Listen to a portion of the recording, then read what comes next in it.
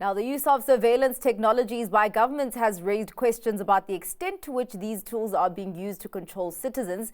Today, we look into the balance between security and the preservation of fundamental freedoms through the role of AI and surveillance in politics. AI and automation thought leader and contributor of Business Day, Johan Steyn, joins us now. Thank you so much for your time, Johan. Now, AI has been touted as a tool that can be and should be used in many areas of life and the economy. And today, we are zooming in on the use of AI by governments. Is there actually enough disclosure on the use of AI by governments? Not at all. Great to see you. Thank you. This is an important topic for us and the future of our children. Now, look, we want our governments to keep us safe. When we feel afraid, when there's terrorism, when there's potentially even bad weather, flooding, a social uprising like we've seen in KZN some months back, we want our government to use all the data they can use to protect us. But with great power comes great responsibility. And what I said in that article, if I'm in government, my primary goal would be to stay in government. Yeah. So can I use technology like AI and data on my citizens to manipulate them, to keep on voting for me, to change their opinion so that I can stay in government? It's almost a bit of an Orwellian view, but we just as a citizenry need to be aware of this. And I think we need the disclosure of what about my data are you using as a government, irrespective of who's in control. It's an important topic, and it's something we have to talk about a lot, I think. So thank you for having me. Yeah. Well, is there a line, certain frameworks that can be drawn or are already there in terms of how far governments can go in using AI to access and manipulate information? It's a great question, and sadly the answer is no. We have things like RICA and other legislation that protects us to some extent, but we have no regulatory framework around the use of AI in Africa and South Africa and most parts of the world. So the kind of data that the government can harvest on me, my mobile phone use, my geolocation, where I am, who I associate with, the things I post on social media, the things I say on WhatsApp, the recording of my calls, there's no regulation around that. And there's no real limit on the power that the government can exert. Yeah. Now, we hope that our government officials are responsible. But man, when push comes to shove, especially about staying in power, I don't know if we can trust any government. And this is not political. It doesn't matter who's in. And this is a global concern as well, because really no country has figured it out. No, think of 2013 when we had the revelations by Edward Snowden that rocked the world.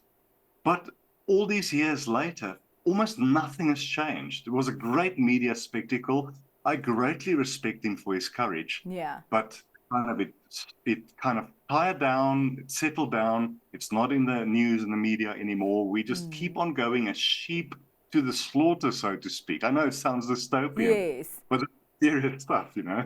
Is this also just another example of how AI will always stay, well, maybe not always, but currently, and looking at the near future, that it will, be far ahead, running faster than regulation, where regulation really its hands can't reach far enough in order to kind of stop the advancements and the kind of uses that governments can have for it?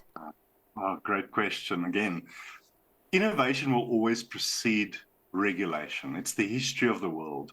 But the pace of technological advance at the moment means that regulation is falling so far behind that it probably will never keep up. And remember, regulation normally happens when there's dire consequences. A good example is when we started driving cars and crashing and dying, they regulated the use of seat belts and other things. So if things have to go wrong for regulators to wake up, my worry in the age of AI that's so far ahead of regulation is what has to go wrong that will harm us, because regulation is there to protect us as normal people, as citizens. What has to go wrong for regulators to wake up, and will it not already be too late? And I'm quite critical, even in South Africa. We have POPIA, the Protection of Personal Information, great regulation. No one has been prosecuted for the massive data breaches over the last 3 or 4 years. If we now put AI regulation on top of that, and we can't even get privacy right, will anyone even worry about it? Will people not just take it into their own hands, big global tech firms, bad actors, terrorists, and the like? Yeah. I'm speaking as a father, worried about my child's future. This is very serious stuff. Johan, would this mean then that currently there are no real low-hanging fruits in terms of how, the use of AI by governments can actually be reined in and restricted to the point where it does not compromise democracy? Yeah, look, we should be able to do it. And it is about regulation. Regulation is not the be-all and end-all, because people can still do what they want to do, especially the big global tech firms with all the data they have on us.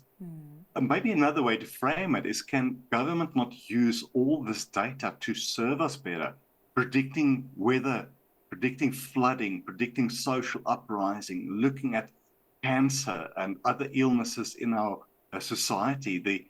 The data is there to be utilized to serve and protect us. But I think human nature, and it's a bit of a pessimistic view, I guess, our nature is to be in control and to control others. And I don't think any government, irrespective of where they fall on the political spectrum, will use it completely for societal good. They will use it to stay in control. I don't think the political will is there to rein in this technology, and it's not about the current government or a future government. It's human nature. Yeah, I hear you on that, Johan. But thank you so much for joining us and for those insights, and really just flagging what we need to be focusing on as we progress in this journey of AI. That was Johan Steyn, AI and automation thought leader and contributor of Business Day.